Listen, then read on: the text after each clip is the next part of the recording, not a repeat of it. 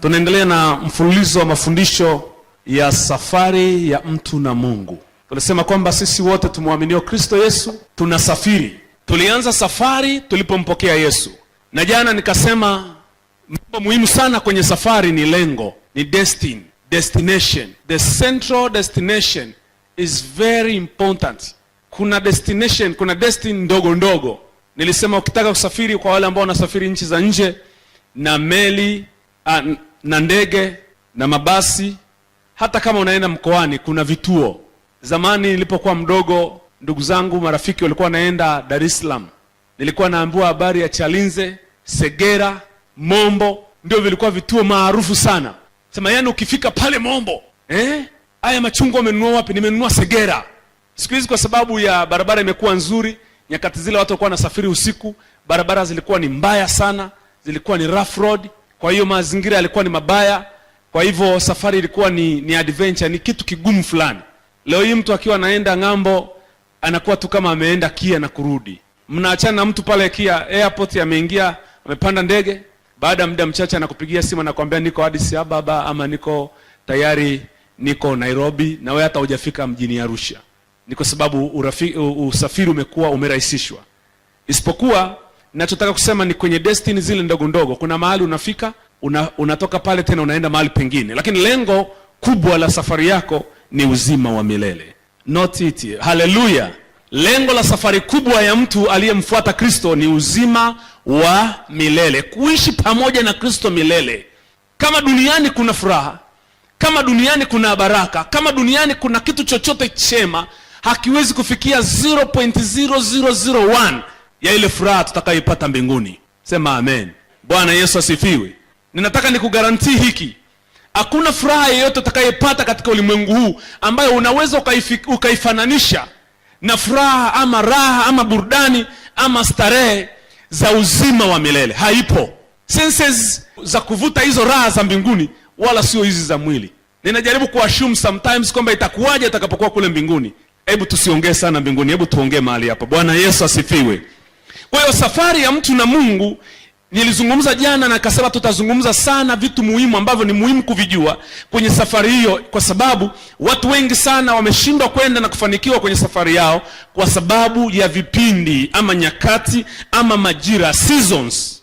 Kwenye safari hii, kwenye maisha ya mtu na Mungu, anapotembea na Mungu, kuna nyakati, kuna vipindi. Na hivi vipindi, kwa sababu ya watu wameshindwa kusoma nyakati na alama za nyakati, kusoma majira na mambo yanayopaswa kufanya kwenye majira yale, wameishi katika hali ya kushindwa katika safari. Jina la Bwana Yesu libarikiwe sana. Nikasema nirudia kidogo, nikasema kuna vipindi mbalimbali, nikasema kuna nyakati ngumu, kuna vipindi vigumu kwenye maisha ya watu wa Mungu. Alafu kuna vipindi vya kujaribiwa, ambapo leo tutazungumza habari ya kipindi cha kujaribiwa. Kuna vipindi vya vita, kuna vipindi vya kupanda, kuna vipindi vya kuvuna, na kuna kipindi baridi. Leo nitamani sana, unajua na mimi niko excited na ujumbe huu. Natamani kusikia Roho Mtakatifu atasema nini tena. Kwa hiyo niko excited sana na kile kitu Mungu atasema kwa habari ya vipindi baridi. Kwenye maisha ya watu kuna vipindi baridi. Na nikasema vipindi baridi ni vile vipindi ambavyo hata watu wenyewe hawajielewi. Si tu kwamba wao hawajielewi, hata pia hawamuelewi Mungu. Wanakuwa kwenye hali fulani ya baridi. Na taizungumza zaidi, lakini leo Roho Mtakatifu anatupeleka kuzungumza kipindi cha kujaribiwa. Na nikasema hivi vipindi vinakuja kwenye maisha ya mtu na vinapita. Vinaweza vikadumu kwa muda mfupi, lakini vinaweza vikadumu kwa muda mrefu. Lakini kipindi cha kujaribiwa ni kipindi cha muda mfupi, lakini ni kipindi hatari sana. Bwana Yesu asifiwe. Kipindi cha kujaribiwa na uovu.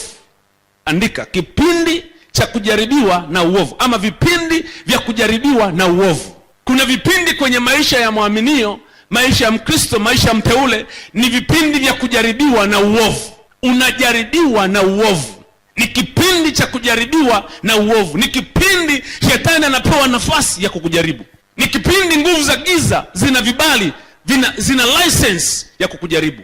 Ni vipindi shetani ana mamlaka yote, hata uwe chumbani, uwe kwenye maombi ya kufunga, uwe mlimani, uwe darini, uwe Sakila, uwe popote, uwe Israeli, uwe Jerusalem. Yani amepewa license, amepewa leseni, amepewa kibali cha kukujaribu. Na Roho Mtakatifu akaniambia hiki kipindi ni cha kwanza na lazima ukiseme cha kwanza. Kwa nini? Kwa sababu ni kipindi cha kwanza kabisa.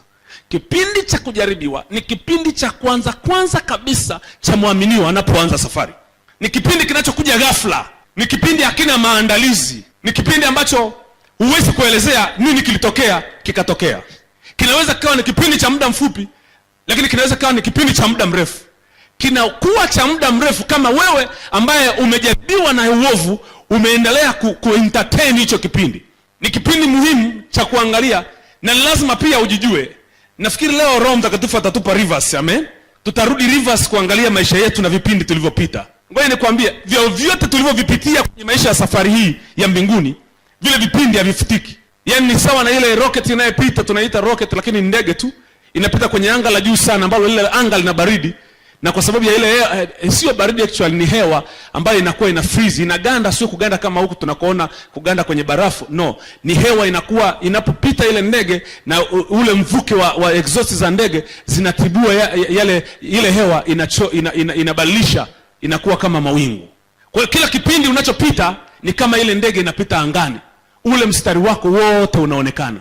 Yaani sasa hivi Roho Mtakatifu akikuchukua kwenye binocular anakuona tangu pale ulipoanza kuanza safari. Yaani hakuna mahali popote unapoweza kujificha.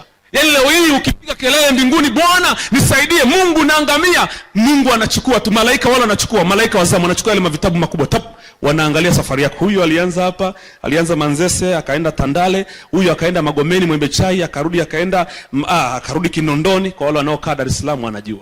Anakufuatilia, anaona mahali ulipita, hapa ulishinda, hapa ukushinda, hapa ulifoji, hapa ulifanya vile. Yesu asifiwe. Ni vipindi muhimu sana ambavyo tunapaswa sisi kuviangalia, kwa sababu katika kitabu cha Yakobo mlango ule wa 1 mstari wa 12 anasema mtu ajaribiwapo.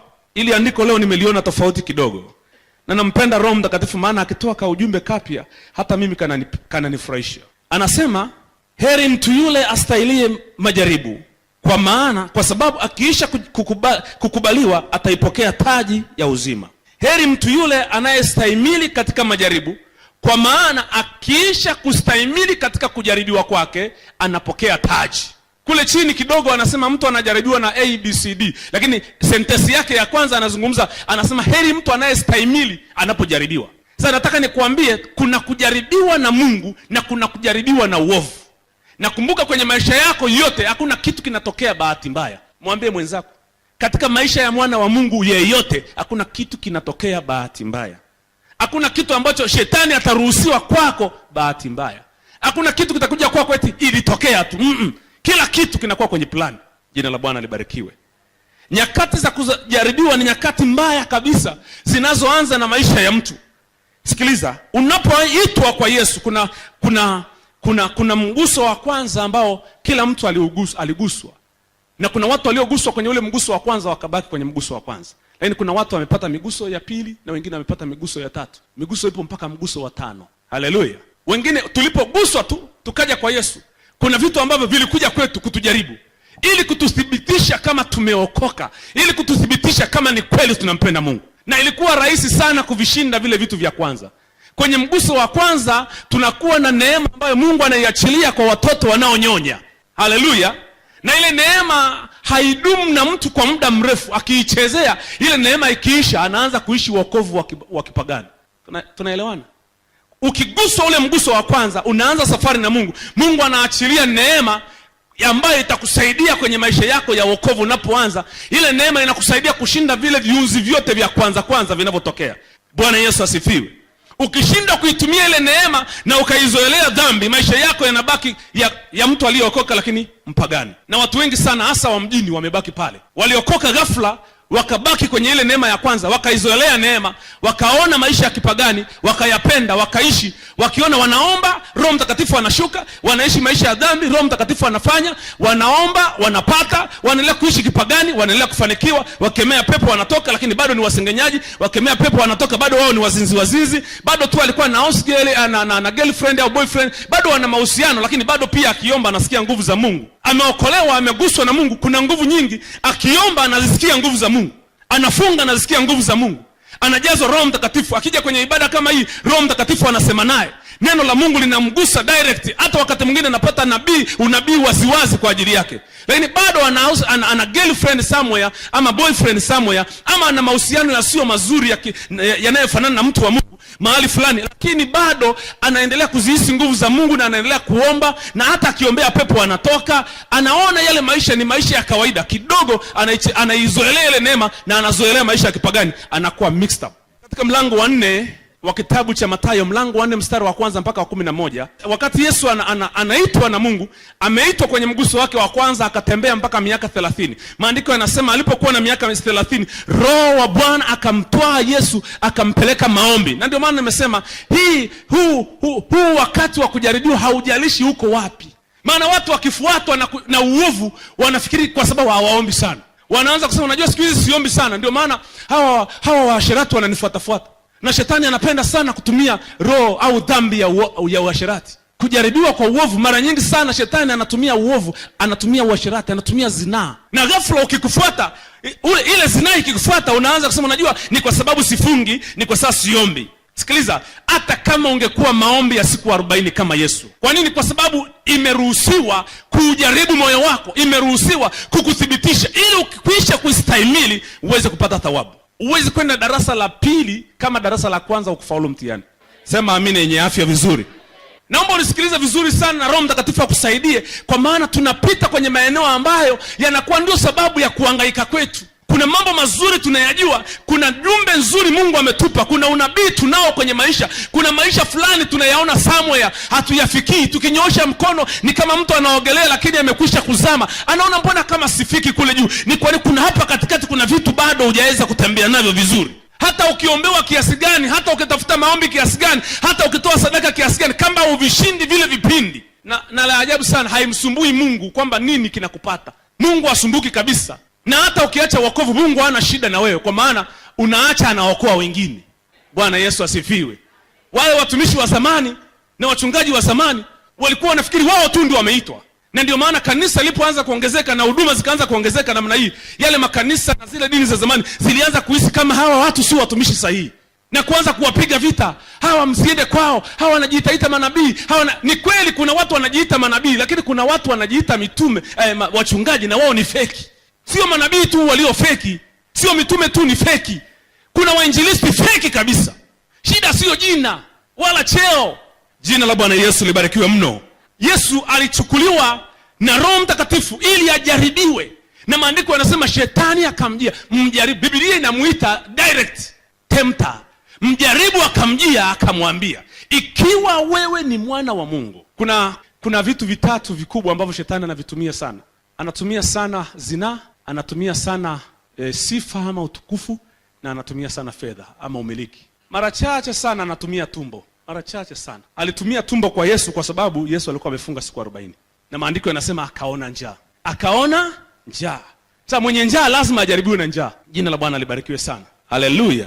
Nyakati za kujaribiwa huwa nyakati mbaya, kwani adui ulenga kile kinachoushika moyo wako. Nyakati za kujaribiwa na uovu zinakuwa mbaya sana, kwa sababu adui analenga, hapigi tu ama atumii chochote, anatafuta kile ambacho moyo wako umekishika ama unakitamani. Na hapa ndipo ile pointi ya pili ya Yakobo 11:13 anasema, kwa maana watu wanajaribiwa na tamaa zao wenyewe.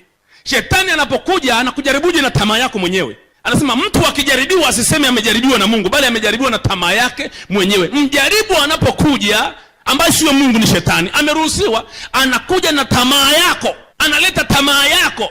Kama tamaa yako ni mamlaka, kama tamaa yako ni nguvu, kama tamaa yako ni kuwa mtu mkuu, kama tamaa yako ni umaarufu, anakujaribu na tamaa yako. Kuna watu hata kama ungeleta mwanamke wanauke 20 ukawalaza pale, hana shida nao, au wanaume hata 50 hana shida nao. Kuna mtu ambaye akilala asubuhi anatamani tu yeye ndiye awe mkuu katikati ya wale watu wanaokaa nao. Yani akikaa saa zote anawaza, hivi mimi naweza kuongozwa na fulani kweli? Hivi fulani anaweza kuwa mtumishi wangu kweli? Anawaza, ni ukuu tu unamsumbua.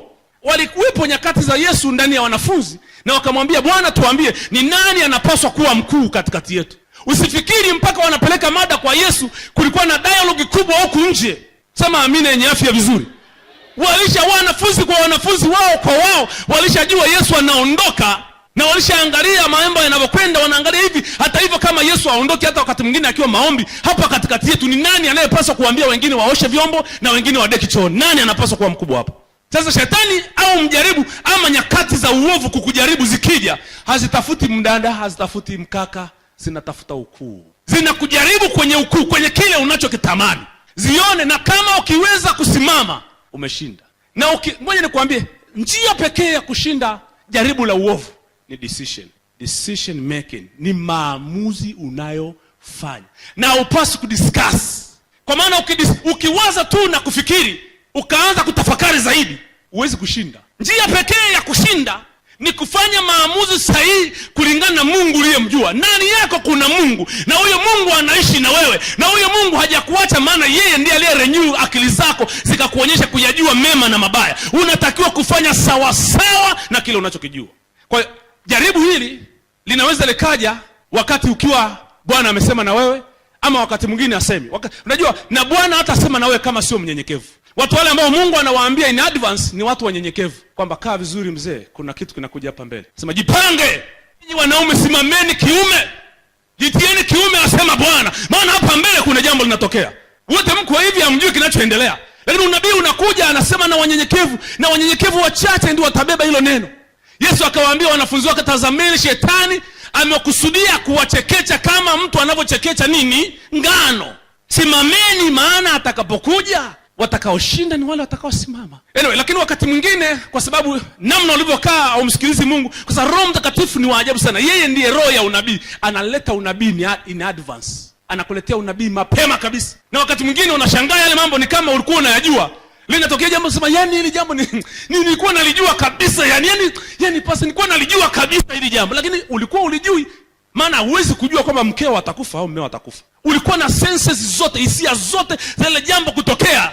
Unajaribiwa na uovu. Jaribio la uovu huwa baya kwa sababu adui analenga kile tunacho nini? Kitamani. Katika kitabu cha Mwanzo mlango wa 3 mstari wa 1, mnajua wote kilichotokea kwa nani?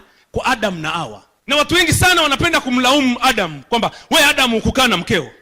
Biblia haisemi kwamba Adam hakuwa na mkewe. Hizo ni nyongeza zako wewe, ama ni kusoma Biblia haraka. Haleluya. Shetani alijua ndani Hawa anayependa mamlaka, na alijua Hawa atajaribiwa sana na mamlaka kwa sababu hakupewa mamlaka. Nikija ndani ya ofisi, wewe ni mfanyakazi wa kawaida, nikasema sikia, hapa mwenye kampuni anataka kukufanya wewe kuwa manager, kaa vizuri. Jamaa anataka kufanya kuwa manager. Na unajua kuna manager juu yako, kuna manager msaidizi, kuna watu hapa juu. Yani mkuu anataka kufanya kuwa wewe ndio wewe mkuu wa kampuni. Na wewe ni mtu duni. Ghafla anainua ndani yako tamaa ya kuwa mkuu. Ndicho alichokifanya kwa Hawa. Alijua Adam tayari anayo mamlaka. Alijua tayari Adam anajijua ana mamlaka. Maana Biblia inasema kila kiumbe kilichokuja mbele ya Adam akakipa jina, na jina alilokipa Adam ndilo lilikuwa jina la hicho kiumbe hata leo. Sema amina yenye afya vizuri. Kwa tayari Adam alikwisha kujua ana mamlaka. Alikwisha kujua kwamba ana mamlaka, na amekwisha kuiexperience na amekwisha kuitumia. Alisema huyu ataitwa nyani, akawa nyani. Huyu ni mbwa, hata leo alijua. Na alijua Mungu amempa mamlaka, maana amekwisha kuitumia. Lakini Hawa hakupewa mamlaka na hakuwahi kuiexperience. Kwa hiyo akapita kwake. Sikia wewe, ukila haya matunda, ukila utakuwa kama Mungu. Utakuwa na uwezo kama Mungu. Utakuwa na mamlaka kama Mungu. Utafanana naye. Ghafla ile kiu na yale mambo yaleko, ule uovu ulikuwa ndani yake, ukainuka, ukatamani kuwa kama Mungu. Hata kama Mungu atasema, tazama Bwana amekufanya kuwa mkuu, vumilia, subiri, maana ukuu unakuja kwenye nyakati na majira. Sema amina yenye afya vizuri. Ukiutaka huo ukuu, ukiutaka huo utajiri, kama Bwana amesema nitakufanya kuwa tajiri, nitakutajirisha, subiri.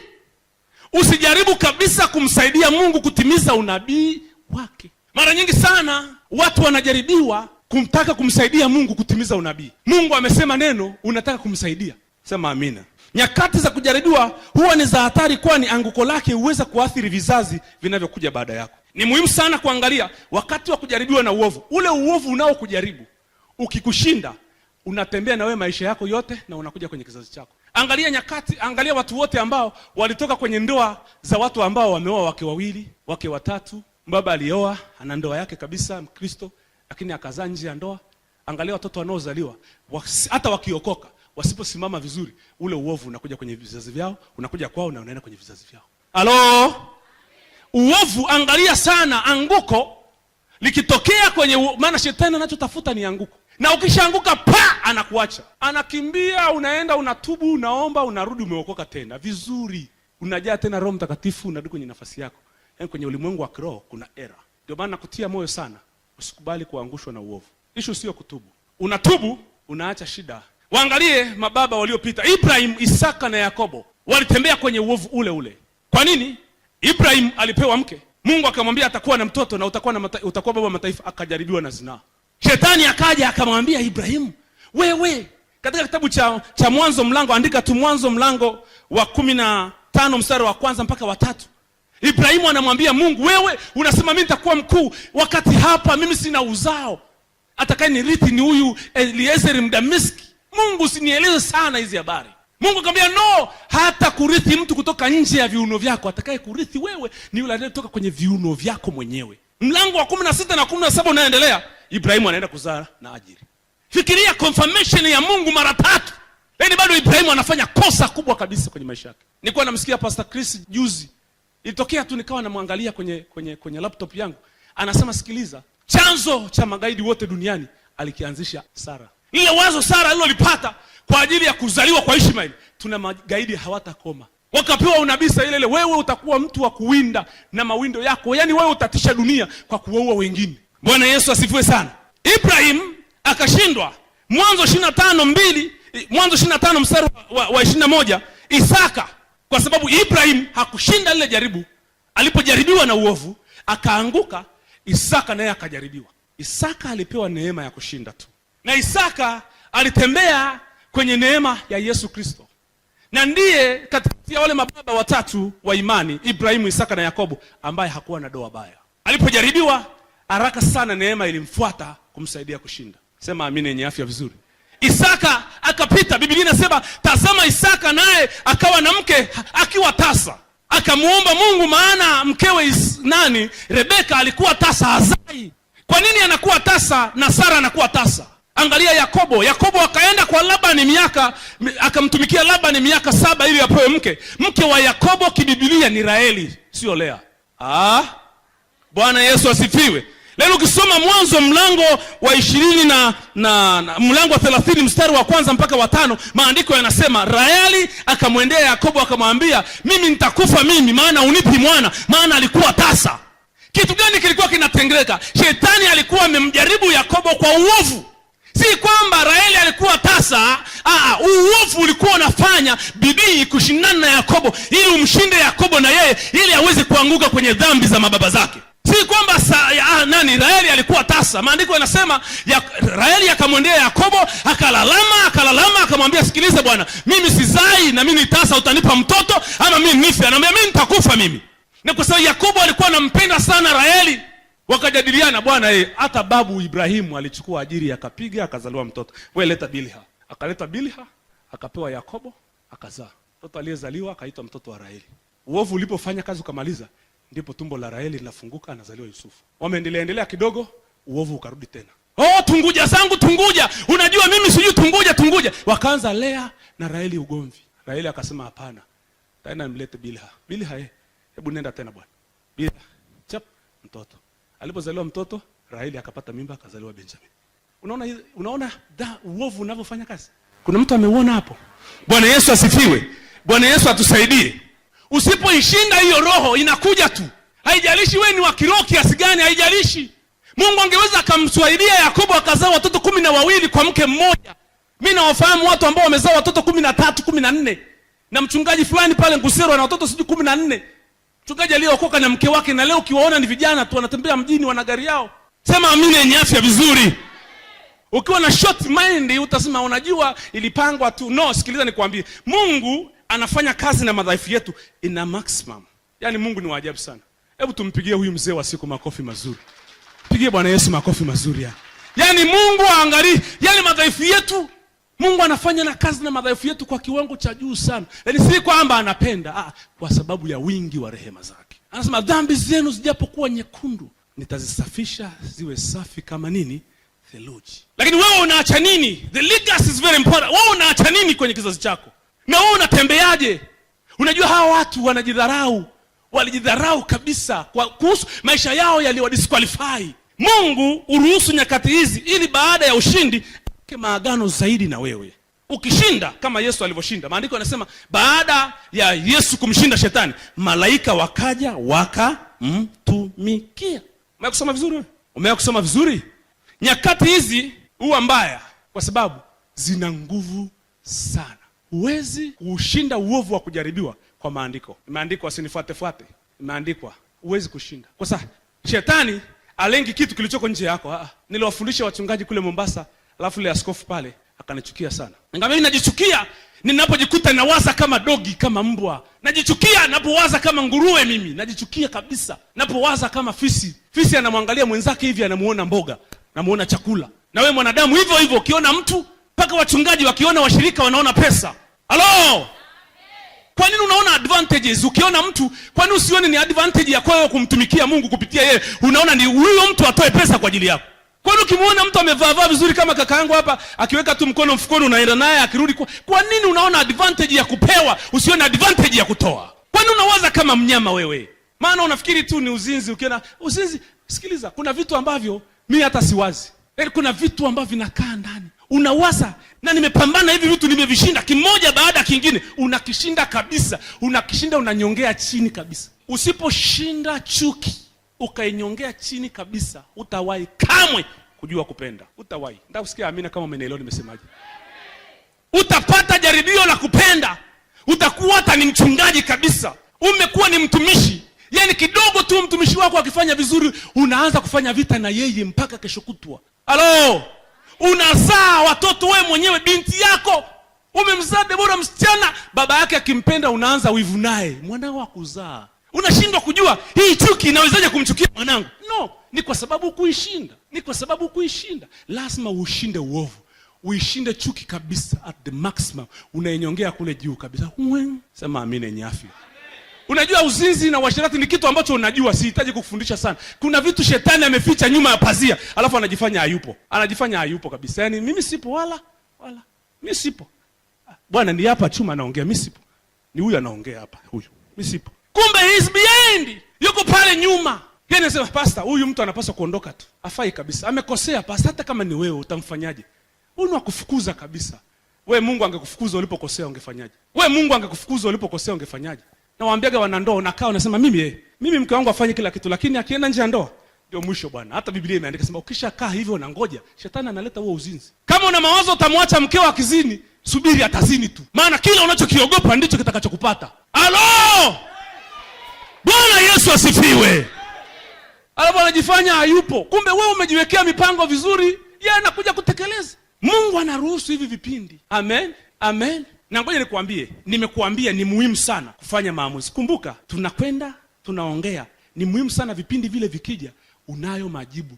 Decision making, maamuzi unayofanya lazima yalingane. Biblia inasema samehe.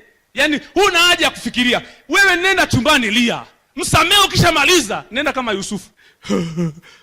Yusufu aliwasamehe ndugu zake waliomuuza Misri. Aliwasamehe. Yaani pamoja na kuwasamehe, uchungu wake ukamshinda nguvu. Maandiko yanasema akaanguka chini akalia. Nafikiri ilikuwa rahisi wewe kusamehe tu mtu amekuuza, mtu amekutupa, ndugu zako 10 wamepatana, wakakushika, wakakukamba, wakakushusha kwenye kisima kirefu, wakakuacha pale siku 3 ujala.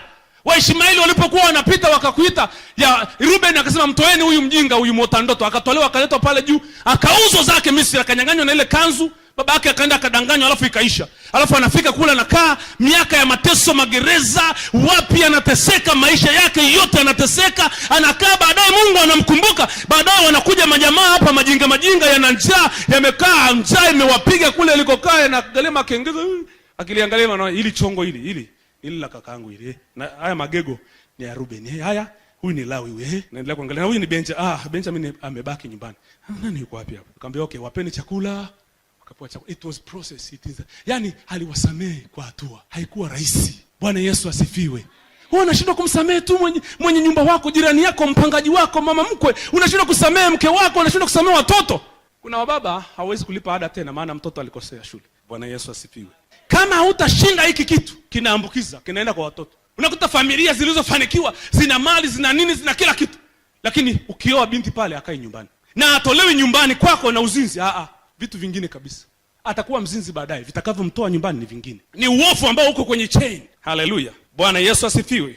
Mara nyingi uovu huo unakaa kwenye shina la wahenga. Hapa naomba tuongee kidogo alafu tuombe. Na ndio maana ni muhimu sana kufanya deliverance. Mara nyingi sana shetani anapokuja kutujaribu na uovu, tunapokuwa tumeokoka, anakuja na dhambi ya wahenga wetu. Anaangalia kwenye kizazi chenu ni roho gani imepita ikaja kwako, na anaangalia kwenye maisha yako hiyo roho inakusumbua kwa kiwango gani. Akiiona inatembea na wewe, analenga hiyo hiyo. Kama ni uzinzi, nakwambia atakutongoza mpaka kwenye simu, atakutongoza ukienda chooni, atakutongoza ukienda hapo, yaani popote utakapoingia. Ukienda kwa bosi atakutongoza, ukija kanisani ataleta mzinzi, ukiingia kwenye kwaya atakutongoza, ukikaa popote yaani popote unakuwa wanted na yeye. Uovu unakutafuta. Akiona amekushindwa kutumia watu wa nje, ana pampu ndani yako, anaelekeza mawazo yako na moyo wako na akili zako kila mara kwenye haya mawazo. Kwa kila ukikaa anatupa wazo kwenye akili zako. Kila ukikaa anatupa. Olewa ndio, umeoa sawa, hujaolewa sawa, lakini kila ukikaa kuja wazo. Haleluya. Yaani cha kufanya ni maamuzi. Sema amini yenye afya vizuri. Kwa hiyo anashindana na wewe nje, anawaleta watu wa kukuambia kila saa habari hiyo hiyo. Wewe ni mzuri. Yaani baba wewe ni mzuri. Hivi kabla gani? Wewe Masai wewe. Nakwambia yaani ngoja tu. Unafikiria huyo ni kwa kuwa anakuzia chakula hapo, unahama, unakuja kanisani. Ukija hapa kanisani, yule dada anafagia kabisa hapa. Ukipita hata na kuangalia. Siku ya kwanza, sasa hiyo dada ana shida gani? Siku ya pili unakuja, yeye anafagia huku tu mpaka unaenda. Unasema huyu dada anakuja. Samani mtumishi, huyu dada ameokoka. Sababu huyu dada aliokoka ndio, lakini ana shida kidogo, tumemleta hapa kanisani, tunamfanyia maombi, bado ana pepo. Unasema ni pepo zile bwana. Unaondoka hapo unaenda benki. Unashangaa. Uko benki, yani umesimama. Mimi yani kitu nakwambia nime experience kwenye maisha yangu. Sio kitu nakwambia kwenye box, ni kitu ambacho kimepata maisha yangu. Naenda benki nikisimama counter, yani yule mhudumiaji anaacha watu wote, anafanya mahesabu yake huku hela, ananiangalia. Nikiangalia mimi simu, nikinua yuko. Wakati ule kulikuwa hata hamna simu. Najaribu kuangalia mpaka mtu mdada anakuangalia mpaka unasikia aibu. Unajiuliza ni nini? Unakuja unajiombea kwa damu ya Yesu upako, najipaka mafuta, najifunika kwa damu ya Yesu napiga. Ukienda ndio umeongeza. Yaani ukisimama tu ukisalimia, Bwana asifiwe pastor, ukisalimia tu yani kaka hiyo sauti. Yani nikiingia nikijiunga na kwaya, nabii zinatoka, nabii zinakuja nabii. Mpaka nikapanga kupiga watu. Nikiondoka nikienda nyumbani kwa mtu, mke wa mtu kabisa. Mpaka ananifuata ananiambia. Naambia sasa unajua, naomba nikutoe hapa nyumbani. Mimi siwezi kuteseka. Najua ni dhambi, ondoka. Inakuwaje Mungu wangu? Nimekosea nini baba? Nisamehe, Roho Mtakatifu nisaidie. Unakaa, ukiomba sana, Mungu anakuonea huruma, inaisha kidogo. Unapata pumzi. Unatembea kidogo, inaanza tena. Naongea na maisha ya mtu hapa. Ni jaribio la uovu. Nia sio wewe utende dhambi. Ukishafanya dhambi linaondoka. Mwingine hasa wale ambao hawajaolewa na kuoa, ndio jaribio shetani anatumia. Maana anatumia uhitaji. Sasa hapa sio tamaa tena, ni uhitaji wako. Anaweka lile tonge lenye sumu kwenye uhitaji wako. Sasa nataka mimi nataka kuoa. Lazima uweke Biblia imesema usizini, nukta. Hebu sema nukta. Sema nukta. Sema nukta. Usianze wewe unajua Daudi akazini na mke wa Uria akaua, unajua mimi nimezini tu Daudi aliua. Wewe nakwambia Biblia imesema usizini, nukta. Leta story zako, lakini sikia Biblia inasema usizini. Siku hizo mimi nikashindana, baadaye ghafla ile hali ikaisha, ikahamia kwangu. Kila nikifunga macho mara naona wadada. Nikienda hivi mara hivi. Nikienda kwenye vyoo vya stand nakosea, nakuta niko kwenye choo cha wanawake, nimeingia wako uchi, Mungu wangu wapi huko. Nikitoka yani popote. Sasa hii nini? Nini hiki? Sikiliza, ukiona wahubiri leo wanatembea mjini wahubiri wanahubiri vizuri na pepo zinatoka, lakini ni wazinzi. Walishindwa jaribio la uovu pale mwanzo. Sema amina yenye afya vizuri. Ukimuona mtu ameshinda anatembea, alishinda pale mwanzo, sio leo. Na hiki kilinipata pale mwanzo. Nilipoitwa tu na Mungu, utakuwa nabii wa mataifa, utakuwa nini na nini, nabii kubwa, nikaanza kutumika, nikaanza kufanya huduma, nikaanza kuhubiri huku na huku, ndio kikaanza. Kilipoondoka kaona kiniwezi kule, kikaja ndani yangu. Kwa kila nikikaa kinakuja. Yaani tamaa mpaka najiuliza sasa hii inakuwaje? Nikamuuliza Mungu, kuna tofauti gani kati yangu mimi na mtu ambaye hajaokoka? Unafikiri Mungu anajibu? Hicho kipindi hakuna maswali wala majibu. Halo, hicho kipindi hilo bunge alirushwe hewani. Halo, wewe ndio unakuwa speaker na wewe ndio unakuwa nani? Mbunge. Na ndio mtu wa kukata maneno. Sema amina. Sema nitakata maneno kwa Bwana. Hakuna decision. Unakishindana hicho kipindi, unasimama unafanya maamuzi. Sikia, ni muhimu sana kuvunja maagano, madhabahu, maashera yaliyojengwa na wahenga zetu. Ni muhimu sana kuyavunja. Ni muhimu sana kufanya deliverance. Usidanganywe na zile imani zetu za zamani za wazee kwamba umeokoka yote yaliisha. Kama ingekuwa yameisha asingekuwa anakufuata. Unanisikia? Hiyo mimi sina decision, najua mmefundishwa ya kutoshwa deliverance. Lakini ni muhimu sana kuvunja. Kwa nini? Kwa sababu yanakuja. Tutaenda kuomba kwenye kitabu cha Yoshua mlango wa 22-26. Biblia inasema 22-26, hatutasoma. Nitasoma tu mstari mmoja pale kwa ajili ya kuomba pamoja. Lakini Biblia inasema kwa ajili ya kuweka maagano. Anasema kwa hiyo mstari 28 tulisema itakuwa hapo watakapotuambia neno kama hilo au kuwaambia watu wa vizazi vyetu katika zamani zijazo neno kama hilo, ndipo sisi tutawaambia, angalieni huu mfano wa madhabahu ya Bwana walioufanya baba zetu, si kwa ajili ya sadaka za kuteketezwa wala sio kwa ajili ya dhabihu, lakini ni ushahidi kati yetu sisi na ninyi kuwa Mungu na azuie msimuasi Bwana, na ya kwamba Mungu azuie msikengeuke hata hivi leo mkaacha kumwandama Bwana na kumcha, hata mkajenga madhabahu kwa ajili ya sadaka za kuteketezwa, za sadaka za unga ama sadaka za dhabihu, mbali na ile madhabahu ya Bwana Mungu wetu iliyo huko mbele ya maskani ya Bwana daima. Unaweka maagano na Mungu daima. Hapo ndipo nilimwambia Mungu, sasa kwa sababu sina tena control ya maisha yangu. Sina control. Nilishatoa hicho kiapo. Nilimwambia Mungu, naomba hivi, ukiona natenda dhambi kesho nife leo. Sikusema kama hivi ninavyosema hapa madhabahuni. Sasa kama unashindana kitu ambacho hakikuachi unafanyaje? Na unajua kabisa ukifanya jehanamu. Nikamwambia Mungu, ni vizuri sasa kuliko nikafanye basi acha nife leo. Kwa hiyo nikaingia kwenye kiapo kigumu ili niweze kushinda. Jina la Bwana libarikiwe. Unafikiri kiliondoka hata nilipo hapa? Hamna. Lakini niliziambia akili zangu, ukizini umekufa. Kwa hiyo ikanisaidia kidogo. Nikaweka overdrive. Kwa hiyo zilipokuwa zinakuja kinanisaidia. Anakuja mtu kabisa, yani mipango imeshakaa sawa, nasema okay, Elibariki unaenda kudai. Sasa naona kaburi lile, sasa ngoja niache mpango. Nikaenda. Mungu ndo akaanza kunifundisha, sikia, unashindana na uovu. Ushinde uovu, uambie uovu, utamkie uovu, ukemee uovu, uambie uovu. Una masikio unasikia. Waambie kama Bwana Mungu wangu aishivyo. Hii sio njia Bwana aliyoiahidi, sio njia Bwana aliyoniambia, sio mahali Bwana aliposema. Mungu amekataa nisiwachukie watu wake aliowaumba. Kama ni chuki inashindana na wewe, ngoja nikwambie, kwanza chuki inakupa demotion ambayo haitawahi kuonekana duniani. Ukiwa mtu mwenye chuki, sahau siku zote kuinuliwa na Bwana. Kesho tutaendelea, naomba tusimame. Ukamwambie Mungu, nimeweka agano na wewe. Na mchana wa leo ninaweka agano na wewe. Ninajua yako yanayoshindana na mimi Bwana. Inawezekana limeshindana na wewe vizazi na vizazi. Lakini Bwana ajua. Na kwa sababu Mungu alikuweka na adui anafanya bidii ya kukushinda, hawezi. Neno hilo limekuja kwako mchana wa leo kukusaidia ili upate kushinda yale yanayoshindana dunia hii. Leo uovu umekuwa kama sehemu ya maisha ya watu walioamini. Uzinzi unatajwa madhabahuni kama mchuko. Watu wanasema maneno haya kama vile Biblia haijayakataza. Lakini ni wewe kusimama na Bwana na kumwambia Mungu, kwa kuwa Bwana uliweka agano na mimi, nami nakusihi ninaenda kuweka agano na wewe la kukutumikia. Uovu hautakuwa sehemu ya maisha yangu. Nenda mwambie Bwana, uovu utakuwa sehemu ya maisha yangu. Hebu tuanze kuomba kwa jina la Yesu Kristo. Hebu mwambie Bwana, uovu hautakuwa sehemu ya maisha yangu. Rababo shanta rababos. Baba, fungua kinywa chako kama neno hili limepata nguvu kwenye masikio yako, limepata nguvu moyoni mwako, katika jina la Yesu Kristo, katika jina la Yesu Kristo. Usiogope, omba pale ulipo, katika jina la Yesu Kristo wa Nazareti, mwana wa Mungu aliye hai. Ninauambia uovu mchana wa leo, ninayaambia majina mashetani yaliyobeba uovu mikononi mwao kwa ajili ya kulitumikisha kanisa la Bwana, katika jina la Yesu Kristo, katika jina la Yesu Kristo, katika jina la Yesu. Ninauambia uovu, naambia macho ya wateule wa Bwana, naambia macho kwa jina la Yesu. Ripo shaka para baba, yanto baba,